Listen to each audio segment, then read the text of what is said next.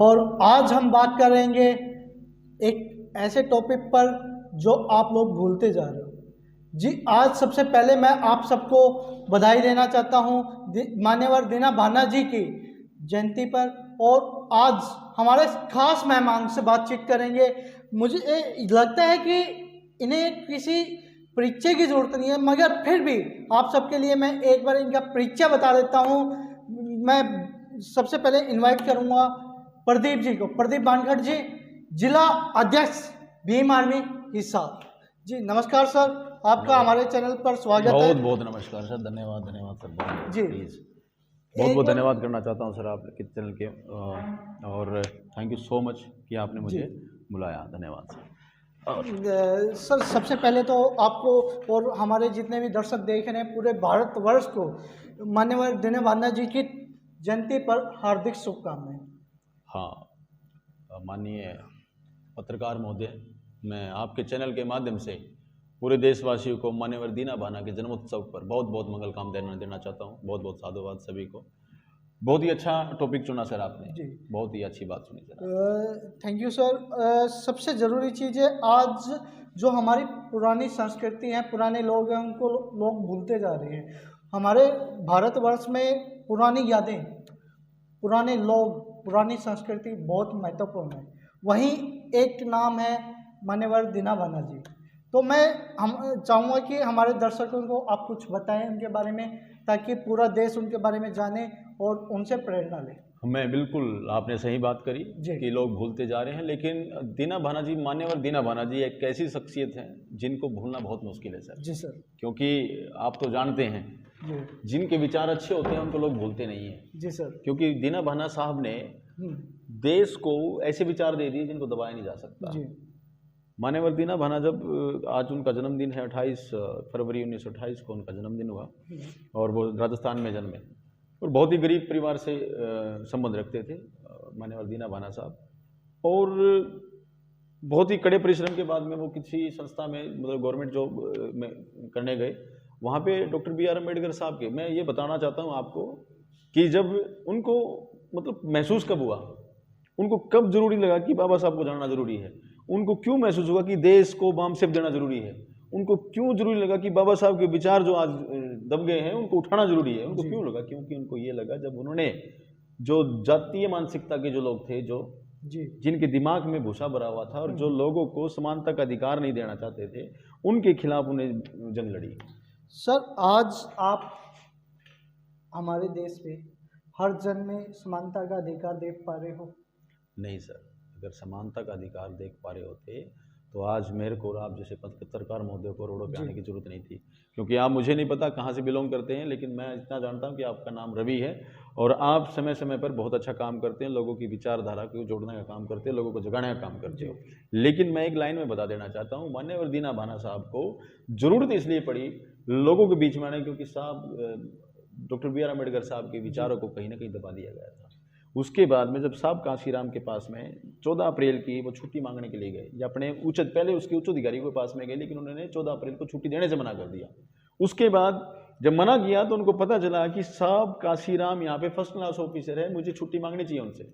जब वहाँ पे वो छुट्टी अपनी लीव के लिए गए तो साहब कांशीराम ने मना कर दिया, क्योंकि साहब कांशीराम कैडराइज आदमी नहीं थे। अब साहब कांशीराम को जब वो पता चला कि उन लोगों ने कि ये तो भाई शेड्यूल कास्ट से बिलोंग करते हैं और हम भी शेड्यूल कास्ट से बिलोंग करते हैं, और जिन्होंने संविधान लिखा वो भी शेड्यूल कास्ट से बिलोंग करते हैं, लेकिन कुछ लोगों ने डॉक्टर बी आर अम्बेडकर साहब को पिरो के रख दिया सिर्फ एक कास्ट जाति विशेष में। लेकिन ऐसा मान्यवर साहब कांशीराम ने, मान्यवर दीना भाना ने, डी के खापड़े साहब ने, क्योंकि जब डी के खापड़े साहब और मान्यवर दीना भाना जी साहब के पास में जब पहुंचे तो उन्होंने छुट्टी देने से मना कर दिया, और ये बात उनके पिंच होगी तो उन्होंने उनके साथ मीटिंग करी, और मीटिंग करने के बाद में जो उन्होंने जाति का बीज नाश या बहुत सारी मतलब किताबें, मैं शायद ये किताबें गलत बता रहा हूँ, लेकिन बहुत सारी चीज़ें उन्होंने डॉक्टर बी आर अम्बेडकर साहब ने बताई। जब जाके मान्यवर कांशीराम साहब के दिल में आग लगी और उन्होंने देश के लिए अपनी पूरी जिंदगी आंदोलन भी उठा था, यदि दीना भाना जी नहीं होते तो शायद उस आंदोलन को काशीराम जी नहीं मिलते। बिल्कुल। तो आपने इस आंदोलन के बारे में आप हमारे दर्शकों को कुछ बताइए। आपने बहुत ही अच्छा क्वेश्चन जी किया है, मैं सम्मान करता हूँ क्वेश्चन का। दीना भाना साहब नहीं होते तो मान्यवर साहब काशीराम भी नहीं होते, जी क्योंकि दीना भाना जी ही वो आदमी है, वो शख्स हैं जी जिन्होंने देश को बाम सेफ दिया। जी डीके खापड़े साहब और दीना भाना साहब को लोग भूलते जा रहे हैं, लेकिन असली कड़ी दीना भाना साहब और डीके खापड़े जी साहब थे, जिन्होंने देश को जी जिन्होंने देश को बाम सेफ दिया। और आज बाम सेफ 6743 जातियों के ऊपर काम कर रहे हैं। उसके राष्ट्रीय जी अध्यक्ष हैं मोहम्मद मेश्राम साहब, जी क्योंकि उन्होंने एविडेंस के ऊपर बातें करी है, एविडेंस के आधार पे बातें करी है, ना कि जी ऐसे जैसे कि मैं बोल देता हूँ ऐसे नहीं। जी किसी ने बोल दिया मतलब उड़ती उड़ती हवा में बातें। हाँ जो बाम सेफ है वो एविडेंस के साथ में बात करता है, और आज ये संगठन पूरे देश के अंदर बहुत मजबूती से काम करने लग रहा है और ग्राउंड लेवल पे काम जी करने लग रहा है।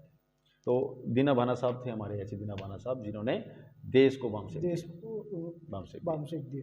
अब एक क्वेश्चन और भरकर आ रहा है सर, जहाँ पर एक और सरकार कहती है कि सबको समानता का अधिकार है, ठीक है। जहाँ पर काफ़ी मूवीज भी आ रही हैं आजकल जहाँ समानता का अधिकार दिखाया जा रहा है, वहीं पर आज हम एक धरातल पर देखते हैं, एक ज़मीन लेवल पर देखते हैं कि हर रोज़ उसी बात को लेकर आंदोलन चल रहे हैं कि हमें इंसाफ नहीं मिल रहा, हमें न्याय नहीं मिल रहा, हमें बराबरता नहीं दी जा रही। तो इस मामले में आप क्या कहना चाहेंगे? एक और छोटा सा क्वेश्चन है, आज काफ़ी एनजीओज, काफ़ी संगठन इस चीज़ के लिए जुड़ चुके हैं और साथ में प्रदर्शन चल रहे हैं, क्या ये सही है? देखो, मैं माननीय एडवोकेट चंद्रशेखर साहब की बात से इंस्पायर हूँ। उन्होंने जी एक बात कही थी, एक प्रदर्शन में जी कई बार बैरों को जगाने के लिए, सुनाने के लिए धमाकों की जरूरत होती है। जी जो आज की सरकार है, जिनकी गंदी मानसिकता, जो आरएसएस के लोग हैं, जी जो लोगों को दबाने का, पीटने का काम करते हैं। जी पीछे लॉकडाउन के अंदर कितने लोगों को मारा गया, कितने लोग मरे गए, कितने लोगों को रोजगार चले गए, कितने लोग बेरोजगार हो गए। आज लोग रोटी के लिए घूम रहा है, दर दर भटक रहा है, लेकिन उनकी आवाज़ सुनने वाला कोई नहीं है।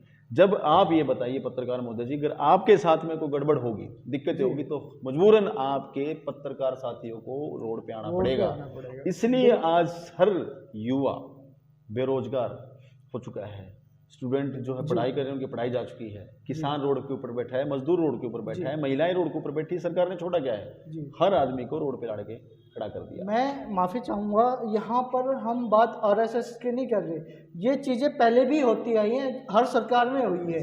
खाली हम आरएसएस के बारे में नहीं बात कर सकते, क्योंकि मैं आपको एक मिनट क्षमा चाहूँगा आपसे कि जहाँ पर बात जातिवाद की आती है तो वो आरएसएस से नहीं बल्कि पहले से चला आ रहा है। सर, मैं फिर कहता हूँ, देखिए मैं सम्मान करता हूँ पत्रकार महोदय जी आपका, जी लेकिन जो बात है, जो फैक्ट है, वो सत्य पे आधारित है और हम झूठ नहीं बोलते। आप जी जाके चेक कर लीजिए डेटा कि जितने भी कांड पीछे हुए हैं उसमें आरएसएस का कितना इन्वॉल्वमेंट था। जी आरएसएस ने बहुत ज़्यादा दिक्कतें दी हैं और वास्तव में दी हैं। आज किसान, मजदूर सब तो आंदोलनकारी बैठे हैं। हमारे माननीय चंद्रशेखर साहब ने यूपी के जी अंदर 59,000 शिक्षक भर्ती घोटाला था, उसको लड़ने का काम किया। जी उन्नाव में लड़ने का काम किया। हमारी बहन के साथ में रेप कर दिया गया था, लड़ने का काम किया। जो टीचर्स की भर्तियां थी, शायद उसी की बात उसी की बात कर रहा हूँ। तो उसमें क्या निकल के आया? उसमें सर निकल के यह आया कि वो लड़ाई हमने जीती। जी देखो, मैं आज भीम आर्मी की बात नहीं करूंगा, जी मैं जिला अध्यक्ष भीम आर्मी होने के नाते, लेकिन फिर भी मैं आज भीम आर्मी की बात नहीं करूंगा।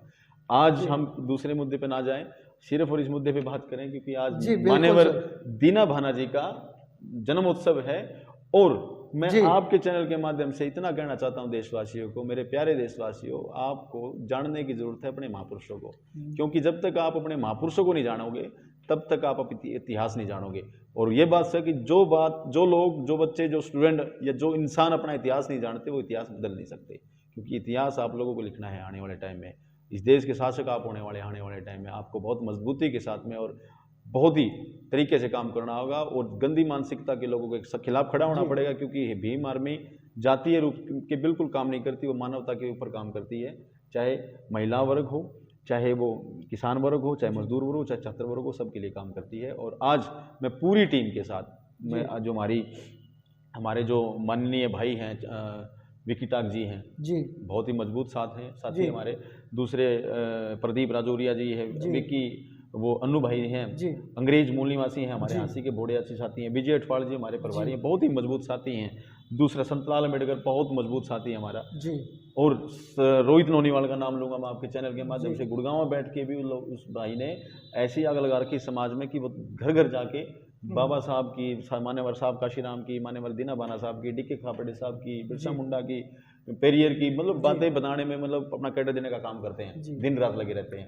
और मैं तो पहले तो बधाई तो आपको देना चाहता हूँ पत्रकार महोदय कि आपने इतना अच्छा काम किया कि आज जी दीना भाना को जो लोग जानते नहीं है, जो पत्रकार जानते नहीं जी है, और आप उसके बारे में इतना अच्छा समझते हैं, इतना अच्छा सर, जानते हैं। ये मैं तो पहले तो साधुवाद हमारा आपको देना सौभाग्य